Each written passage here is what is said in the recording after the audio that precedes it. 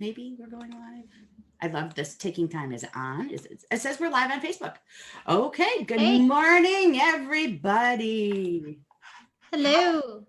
How are you all this morning? Okay, I'm getting everything shared. So today we're busting myths, and we had scheduled for today, we had a certain myth that we were going to bust, but I am superseding that with something else because after I went through 12 different groups this morning and I saw a really similar type of post everywhere this morning. And I really want to, wow, we have Sharon and Latoya this morning. Good morning. Wow, you guys are fast. I just came online. So we are going to share the myth of when you're a freelancer versus a business owner versus an entrepreneur. They are three different things. And I think everybody gets the terms really confused a whole lot and what it means to be a business owner versus, again, an entrepreneur or all the other things. So hold on a second. I think everybody gets the term.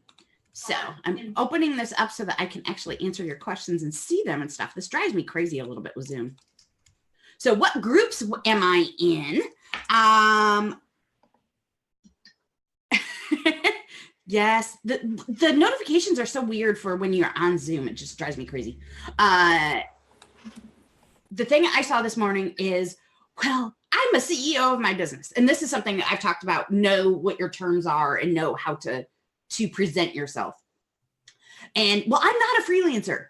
Well, okay. So what is a freelancer? So a freelancer is someone who exchanges a skill for money that isn't doing anything other than that for their business. They aren't marketing. They aren't, I mean, everybody markets a little bit because you're on social media and things, but they're one thing that they do is exchange a skill for money. It is usually project-based, not long-term based, not contract-based. Once you hit having to have a long-term contract, like 6 months, a year, you're broaching over into that small business owner world or entrepreneur world, maybe. But you, as a freelancer, someone who offers a service with no expectation of a permanent single client, that's a freelancer. Now, as a freelancer, you can have 50 of those clients. You're still a freelancer. Wouldn't recommend doing 50 by yourself. No, I wouldn't do that. But there are some people that can do that depending on what you do. Now, and for IT, I know IT freelancers that can handle like 25 to 30 clients on their own, unless a disaster happens and then you're screwed if you have that many, just so you know.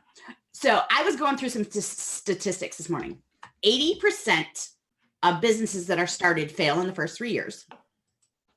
60% of women's businesses that are started fail because the owner suffers from burnout. So we have a mindset issue here. Of those remaining, 100% of those businesses that are remaining after 3 years have hired a consultant on average of at least once a quarter to drive their business in the right direction. So and not a VA to ask questions of, not an OBM to ask questions of, a consultant, and that is a strategist, not a coach. These are all very different titles and things that people should be very aware of. And I think they've been used too interchangeably. And now people are finding that, well, I'm looking for a coach. Well, no, you're not. You're looking for a strategist / consultant. Yep. Strategist and consultant are very interchangeable, just like entrepreneur and business owner are very interchangeable. But be sure that you know what you're looking for your business when you want to grow beyond being a freelancer. And that right there, you just said a very important thing, growth. So there is this myth out there that everybody can be a business owner or even a successful freelancer, because even as a freelancer, you have to have a certain mindset. And one of the biggest things that most people have that they don't fail. We both have our unicorn mugs this morning.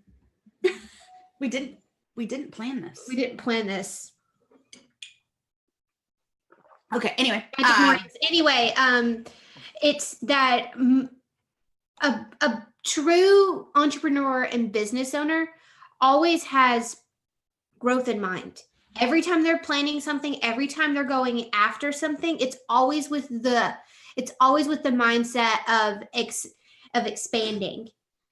Expansion, growth, creating jobs, like things like that are what differentiate the two. Because what I notice with a lot of women that want to be business owners or call themselves business owners stay in this perpetual cycle of never getting anywhere. They can't make a decision. If they do make a decision, it's an absolute crap one because they were trying to do the cheap way, and not just sitting down and looking and seeing what's best for the business, because what's best for you, the growth of your business and your company, is not always the cheapest way. Usually not, actually. It's actually not. It's like you have to, and this is such a cliche thing to say, but it really is true. You have to spend money to make money.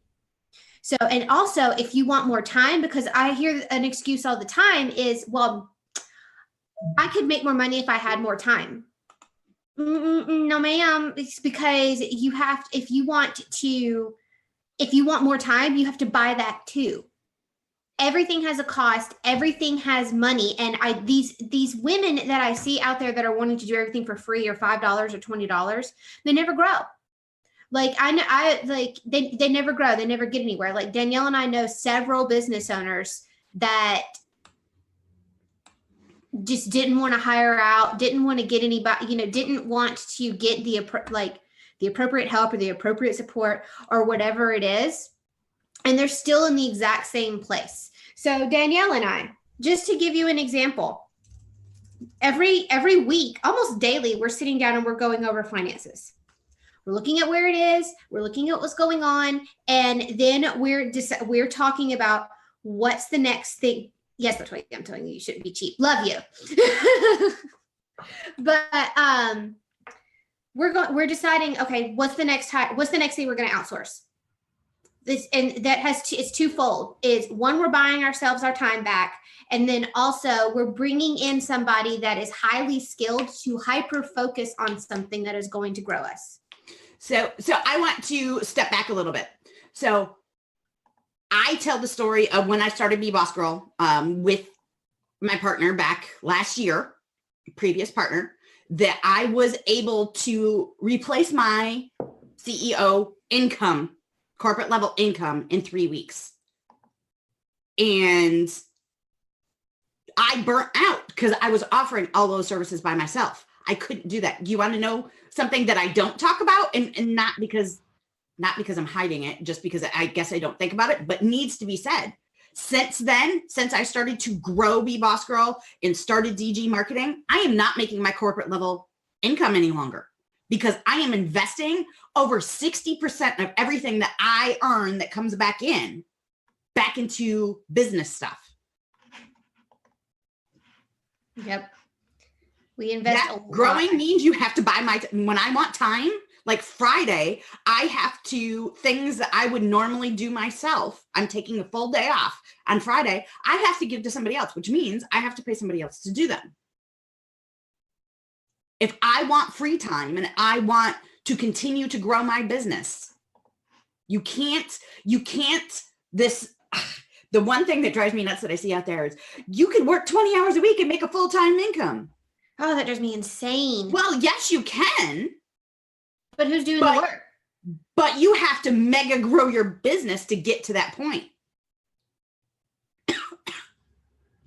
So there are people that do that. I used to be at that point where I could work 20, 30 hours a week and still making my 80, 100 hour a week income. But that's because we were charging as a company $500 an hour for what we did, which meant I was paying out about $100 an hour, which meant I was making buku profit. That was corporate world. Can't do that here.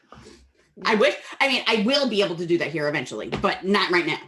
We're still very much in small business stage. Oh, and I just want to touch on something really quick. Everybody's commenting on the buy some time. You guys, my dad said that. So that is a big Ronism. And my dad was a senior level account manager and always one of the top sales guys at his IT company.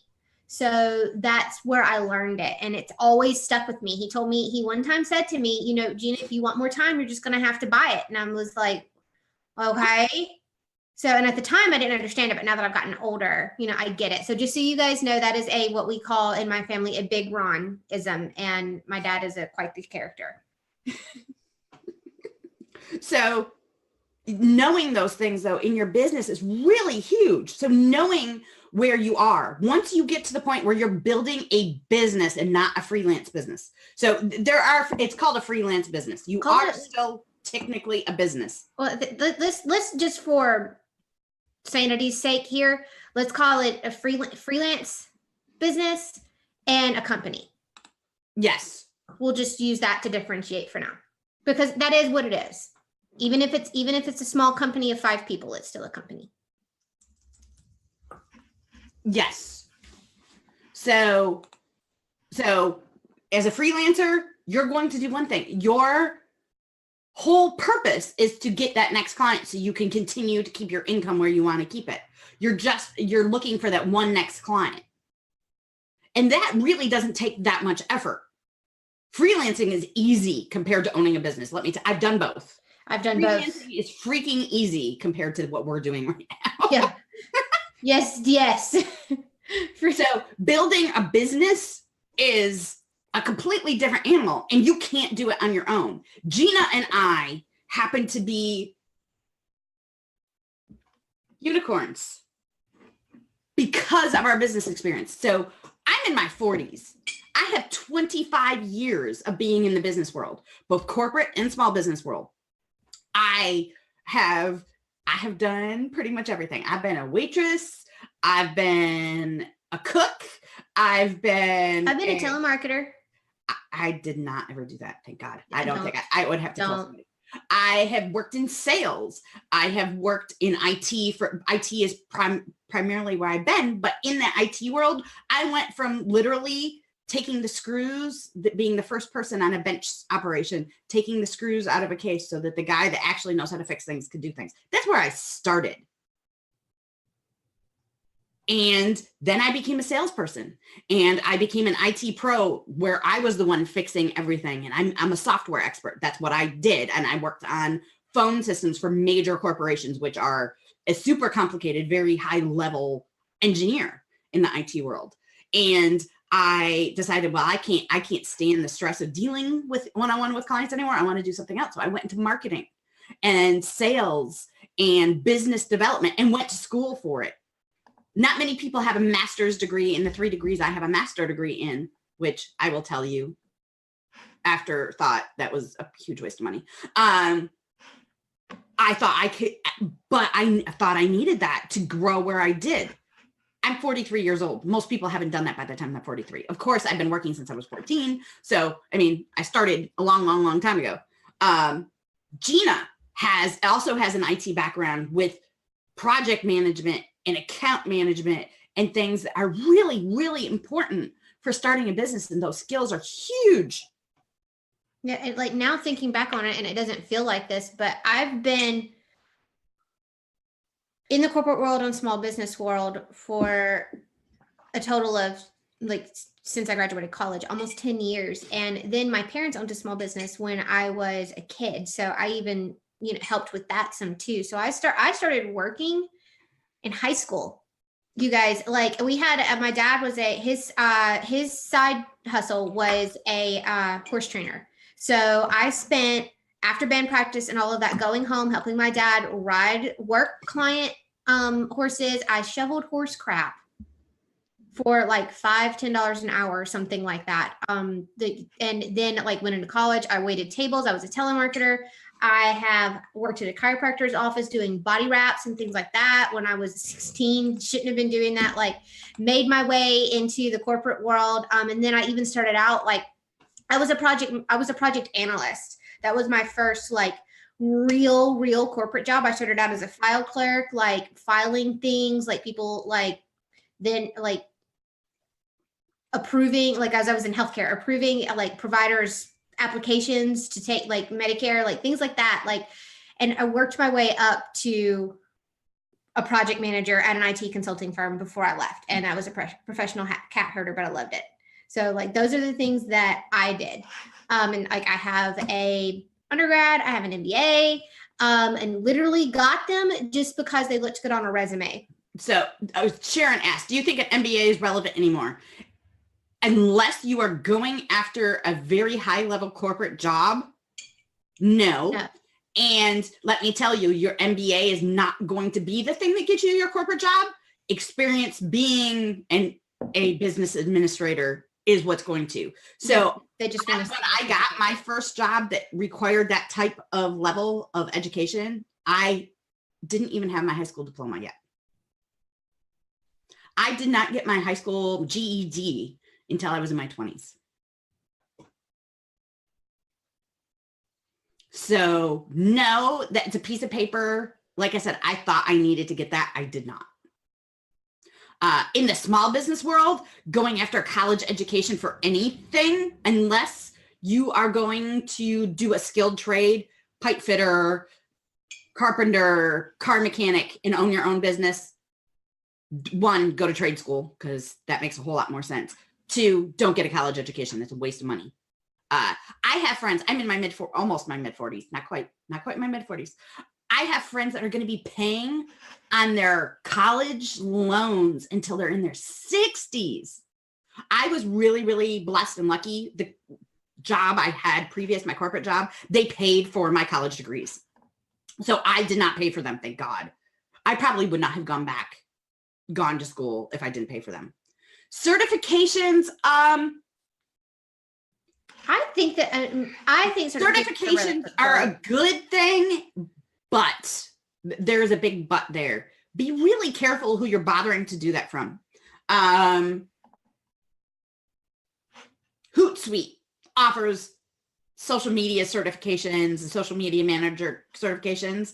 There's some good stuff in that training. There's also a lot of complete crud in that training. Not worth it.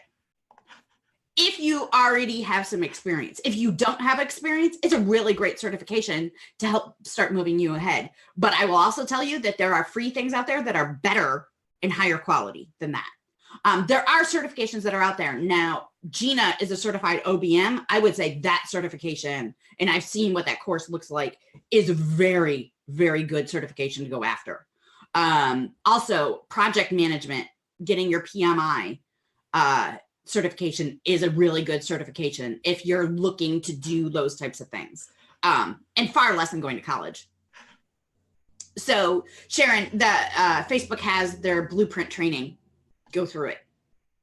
It's really beneficial, and if they keep it updated, which they don't always. So that's saying that, watch it, because there is some outdated information. But that's part of the problem going to college is I finished my master's in marketing last year. And my final paper was about the process of what I'm doing right now and what I did before in my last IT job. And the professor argued, well, this is not possible. This is not a viable business path. And I said, okay, explain to me why, because I wanted to know why he thought that. And he gave me all of these reasons, which were all BS. And I said, well, I'm the only adult in his class. I said, well, I'm doing this right now in an IT business. So you're going to fail in 3 years. I said, we're 25 years old. I've been doing this for the last 15 years.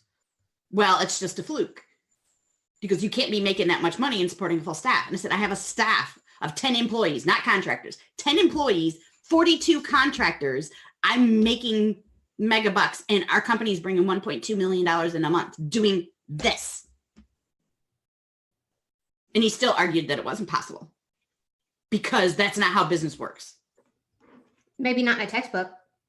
So the textbooks are probably about 20 years outdated is part of the problem. And it's theory. So, and that's something that I talk about all the time. Good morning, Sheila. Hi, Sheila. Hi, Sheila. So that's something that I actually talk about all the time with anything. Everything that is on paper is theory. It's all theory. The only way you know that it's going to work is in application. Even when somebody gives you a strategy, somebody comes up with a process, anything like that, it's a theory until it is practiced, applied, and proven numerous times. It is still a theory because it has to go through some stuff, and it will evolve. And that's something to keep in mind with everything that you're doing. Your business needs to evolve like that, because everything is a theory when you're first starting a business. Yes, everything in tech books and software, so old. Yeah, that drives me nuts. That's another complete rant for me. But so knowing who you are in your business, knowing where you are in your business. Are you a freelancer? It's really important for people to know the difference. So right now, Sharon, you are a freelancer. There's nothing wrong with being a freelancer. But let me tell you, if you are a freelancer who is getting burnt out because they can't work so many hours, doesn't have the mindset that they're looking to grow into a business, and can't wrap their mind around understanding that they have to outsource, that they have to hire somebody, that they have to probably lose about 50% of their income to grow into a business. If they can't do that, I will tell you right now, you are not meant to own your own business. Go back to working for somebody else. And it's something I see so many threads. I'm feeling burnout. I feel like I should give up. Well, I'm sorry. Sometimes the answer is yes, you should go back to working for somebody else. The women who, and you're not just, and it's not just about skill level or anything like that. So many people hurt themselves, hurt their families, hurt themselves physically, mentally. They're destroying themselves trying to reach this goal that they think that Rachel Hollis has put out there in Girl Wash Your Face. I want to touch on something this is what a lot of people don't realize is when they go out to start freelancing or to start a business, it's not that you want to work for yourself. It's that you want flexibility. A lot of time that's what a lot of women and people are looking for, is you're looking for flexibility. You don't want because being a business owner looks all glamorous and all cool, and everybody would want that, glory. But when they get into it and they get into the nitty gritty, they don't want to do everything that comes with it, because there is a lot that goes into owning a business that's more than having a VA, buying a Louis Vuitton, and calling yourself a CEO, and not having to report to an office every day. So I just wanted to make that point, that there's no shame in that. But there are so many cool companies that are out there that will give you that freedom, that flexibility, that control of your time that you're looking for. So like with me and Danielle, like if you contracted with us, as long as the work gets done, and you're communicating with us, we pretty much don't care what time you're doing it. It doesn't matter. You have a deadline. You're communicating with us and it gets done and it's done well. Okay. I don't care. And that's a lot of times that's what people are looking for. Usually. And the big thing to keep in mind is know who you, it comes back to the who, what, where, when, why, and how. I'm coming back to that all the time. Know who you are in your business. That freelancer that's feeling burnt out and constantly stressed because she's trying to grow. Stop. And there's nothing wrong with just staying and being a freelancer. Yeah, absolutely nothing wrong with it. Absolutely nothing wrong with it. And Alyssa asked us a question and I saw it disappear, but I saw it. She was asking us if it's okay to go into debt to outsource. Can you pay the credit card bill? Is that outsource going to end up making you more money and profit on down the line? If the answer is yes, then yes. Danielle and I have had to put things on credit cards before. It happens. There is not a single company out there that does not have some form of debt. Like these major corporations that are out there, they have millions. They have millions and millions and millions of dollars in debt.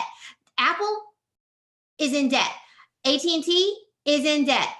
Telsa, we know about them. Debt is okay. Debt is okay. You can work, like we have a goal. We want to run our company. But that being said, do not put the debt into non-money making items. So don't hire a coach. I will tell, I have a very, very big beef with coaches. I do too. Very big beef with coaches. Because one, I don't feel that somebody who is a quality strategist, if they're calling themselves a coach, there's something, a mindset, an issue there for them. Now, or it's a marketing tactic because nobody understands. Could be a marketing tactic there. I still find that dirty. Yes. So I have strong opinions on coach, but a coach, a business coach, a life coach, a mindset coach, that is not what your business needs. You might need that. Not denying that you as a person might need that. And that's very much a possibility. And my dog is going to go crazy barking at something. Chief of Security, Northeastern Division. Sorry, you guys. My babies are knocked out, sacked out cold in the living room finally for the first time ever, but it's because I was gone. He's just going to keep barking. There's nothing I can do about it. So I hope it's not too loud. The joys of working from home. So invest in money making things for your business. You might need something very different than your business does. Debt for a business should be hiring a VA to help because you can outsource things, or hiring a double of whatever your skill set is so you can expand and get more clients of that exact same skill.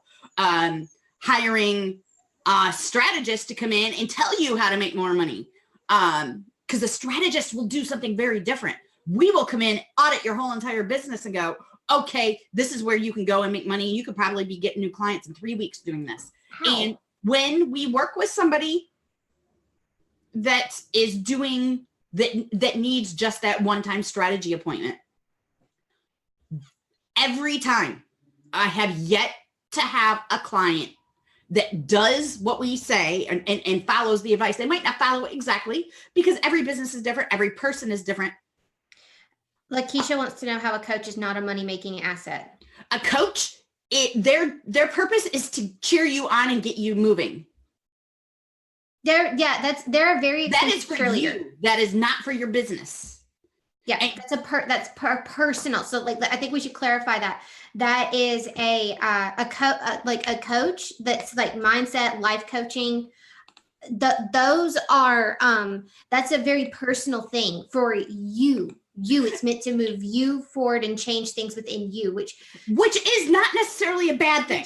Can help your business, because I know that somebody's going to argue that. Yes, it can help your business, because if you are the holdup, yes, it can help your business, but they're not going to turn around, you're not going to see an immediate return on that. That could be several months down the line. Usually working with a coach, even somebody who calls themselves a business coach, there are a couple really high-level business coaches out there. I've seen what their program looks like. It could take you 6 to 9 months to turn what they're telling you, because they're not giving you money-making strategies. A wise investment for a business is always a money-making strategy. And a coach does not give you that. No. There might be somebody labeling themselves as a coach. There's going to probably all the business coaches out there are probably super offended right now. But I have worked, and I did try this tech. So I am coming from a place of, I have done this. I've worked with 6 business coaches. All 6 of them didn't give me any immediate money-making strategies, and it was going to take me and money. There was a lot of money out the door. It was a very, very bad investment on my part. Yes, same here. I hired a strategist, and at the time in the world I was in the IT world, I had to hire a guy. Nothing wrong with that. Let me put that out there. And his job was he mentored one person every 3 years. And his job was going into businesses, corporations that were failing by the millions, and putting them back in the black. His last business, I met him because we were his IT team. He took a business that was losing $5 million a quarter and turned it into making $5.5 billion in less than 3 years. That's what he did. then I would say that your coach is probably just calling themselves a coach and not actually a coach. Yeah, I was about to say then a lot of times, and that was something that we mentioned in passing earlier. Right. Some people call themselves coaches and they're actually strategists, but coach is a hot topic and a hot word, a hot button word right now. And so a lot of people will call themselves that because it gets very exhausting. And I can say this, having had dealt with it, it gets very exhausting trying to argue and explain with people about what a coach is, what a strategist is, what a consultant is. It's exhausting. So sometimes it's just, if you can't beat them, join them. I'll just call myself a coach, but I'm really a strategist, and that's what's happening. So you have to be careful with the coaches right now, because there are, for every one good coach, there are 300, and I'm probably not kidding, according to one of my other high-level coach strategist groups, there are probably 300 bad ones. So I really preach the don't go for a coach, go find a consultant or a strategist. So it's important, though, to really understand what you need when you're looking for somebody. A lot of people don't even know what they need, and that's also a big issue. That is also a big issue. So so I'm just going to throw this out there, is I get very uncomfortable talking, because I don't want people to ever think that we're bashing coaches. No. But it is very frustrating constantly hearing the first investment that you need to make is a coach when you don't know, you have no clarity. And so you're basically paying this coach to help you talk through things. And I'm trying to articulate this in a way that's not inflammatory. So what I would look for, Lakeisha, if you are a freelancer and looking for a coach, what did I say about coaches? Coaches aren't meant to grow your business. They're meant to grow you. If you're a freelancer, well, you are the business. That's a very different need. So that is something that needs to be clarified. Because if you are the bottleneck, you are working for yourself, you are a freelancer, well, that is your business. A coach, very well, if you find a good one. I had 9 last week or 2 weeks ago. I had 9 prospective calls of people that have worked with coaches. 9. This is just in 1 week. And all 9 of them were wasted $5,000 to $10,000, every single one of them, and got no money-making strategy out of them. Yeah, and they needed to hire an OBM or a VA or a strategist to get them out of the huge hole were in, because they invested so much in a coach that didn't do anything to move their business forward. The one woman I talked to, she said, my mindset is awesome now. Now I'm so happy, and I know I can make money with my business, but I still don't freaking know how. Yeah, so I think the underlying message of what we're trying to tell you guys is be aware and be cautious and be very clear on what you need. Don't just go out and hire a coach because people are telling you that you need one.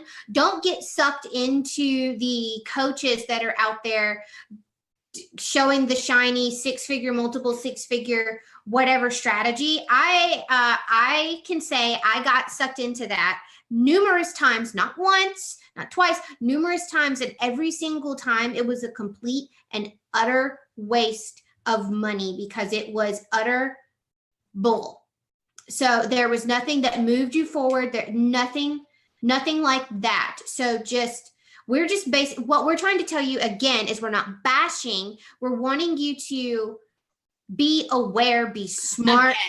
Know who you are, what you need, why you need it, all of that. Who, what, where, when, why, and how. Every single move you make every single move that you make in your business needs to be calculated. It all needs to be 100% calculated. Everything that you do, if you haven't thought it through, it's not calculated, and you didn't come to that conclusion and by thinking of the goal that you're wanting to hit and the things that you've gone through, then you need to go back and start over, because every single move, again, I'm just going to keep repeating it, has to be calculated. It has to be intentional. That's what's going to get you somewhere. Even as small as just emailing somebody a question or a comment that you're making in a Facebook group. It needs to be calculated. Like, you cannot shoot from the hip and, I'm going to give you guys another censored big Ronism, but you can't just keep throwing a bunch of crap at the wall and see what sticks. when it comes to this. It needs to be calculated crap that you're throwing at the wall and to see what sticks. But every move has to be intentional and it has to be calculated. Okay. Everything. So that's what we're getting to. What we're trying to articulate, you guys. My brain finally kicked on. Thank you, Unicorn Coffee. Sharon is asking, what should a freelancer outsource? So, one, are you looking to grow a business or remain a freelancer? That is the question you need to ask. Yes. There are two things everybody that does any work for anybody needs to have. And we said this yesterday. A good contract, get a lawyer. So even if you're only hiring a lawyer for one contract and getting the contract done, a lawyer and an accountant. And even if you're a CPA, you only meet with them once a year and you still do your own taxes, at least hire somebody to talk to you once a year, maybe twice a year, to make sure that you're on the right track. Because as a freelancer, there's a lot of tax stuff that you could be writing off or shouldn't be writing off that you're trying to, those kind of things. Make sure that you talk to a CPA. I learn about write-offs every day. Like, it's like Danielle laughs at me because I'm like a babe in the woods with this stuff. And it's like, oh. So the biggest thing that she has laughed at me for is I went and saw Avengers Endgame with my family. We went and saw it. And then I came home and I started thinking about it. I'm like, oh man, I wished I would have taken notes because this would be great. I could write some marketing things about this and this and this and this. And I'm like, oh, I need to go back and see the movie. And I thought about it for a minute and I'm like, oh, market research. Yes, that's actually a legitimate write-off. So I went and saw it again. It cracked me up. I was like, all right, we have arrived. I can go to a movie and write it off. Yes, but I went to a movie literally with a notebook and I filled 12 pages with notes on, which means I wasn't really paying attention to the movie. So if you like the movie, I don't suggest doing that. I'm just so you know. And it was a really good movie for if you're one of the 5 people who haven't seen it yet. Gina. I know, I gotta go. Anyway, so everything that you do for your business, again, has to be super intentional and a money-making strategy. If you're growing a business, no decision should be made communicating with your current client, how you offer services to that current client, what you're doing. Everything has a money-making strategy behind it, period. And if you don't know how to do that, that's where a strategist comes in, or that's where hiring a marketing strategist, a business strategist, a project management strategist, a social media strategist, a growth strategist. It depends on what your need is. Again, comes back to that who, what, where, when, why, and how, knowing exactly what you need so you can go after that one thing. Hiring a business coach is just a overarching like net, and hopefully something they say will help you catch and grow. And I will say that as a business strategist, that even is semi-true for what I offer. It isn't necessarily hyper-focused at all times. I have a little bit more focus because I am a marketing and social media strategist too. But even those are kind of wide nets. You might be looking for a launch strategist. That's what Gina does. So Gina is a launch strategist. She will walk you through every single step of launching something. That's not me as a business strategist. That's not something that I am going to offer you at the level as somebody like Gina is. There are OBMs that focus on podcast strategy. That's not going to be me. I mean, yes, I know how to launch a podcast and I can give you advice and it's probably going to be darn good, but it's not going to be as good as somebody who's hyper focused on that area. Look for exactly what you need. Don't look for that wide arching net unless you have no idea what you're doing or don't even know how to go about it. Then that's the person you want to talk to, because they do have that wide net of different ideas and different strategies. That's where I come in for something like that, because I have 25 years of experience. I've probably got something in my brain, or I've worked with somebody that I can refer you to, or I know about that. But somebody who's hyper focused on the podcast, the video channel, the whatever, is going to offer you much better advice. Make sure that you're going after the person that can give you the best advice. And today went way long. So we are going to launch it back out into the world today. We want you to remember everything that we say here. Again, we are 2 women who have lots of experience, but don't take our word. Don't take our word as Bible. We're talking on we everything we're saying is based on our experience. So it is 100% based on our experience. So if your experience was different, then ignore what we said, I guess, basically. But essentially, you should go out, make your own decisions, and essentially learn things for yourself. Yes, what we're saying is we're just advising you based on what we've seen with years of experience, and then also what we've experienced ourselves as consumers, because you have to think we also have to invest in ourselves and invest in things, and we are also sharing those experiences with you as well. So take what stands out to you, take the nuggets that resonated, and leave the rest. And that's the best that you can do for yourself with anything or anybody that is basically sticking themselves out there and talking about business. Not everything is black and white either, and there are exceptions to every rule. Absolutely, always. Everybody, I want you to remember to rise, be everything that you can for yourself and your business today. Drop into our group. Tell us how you're doing. Tell us your wins for the week. Nobody's told us what they were planning for the week and what their wins are. I know Sandra's not listening right now, but Miss Sandra Ray has some huge wins this week for her business. So she had better go over to the Facebook group and tell us all about it, because everybody needs to celebrate with that woman. She has made huge strides. She has found her lane in her business. She is loving it and sticking to it and finding exactly who matches her, and is growing her freelancing business very quickly. And she had a goal to be able to leave her full-time job before August, when her grandbaby is due, and she is going to reach that goal. And I am very, very, very proud of her. And we also have Sarah, who has lots of amazing things to share, and I hope she drops into the group and shares with everybody what she's doing there, Miss Dubsato expert. So share. We want to celebrate with you. Have a great day, everybody. We'll see you again tomorrow morning. Bye, guys. Bye-bye.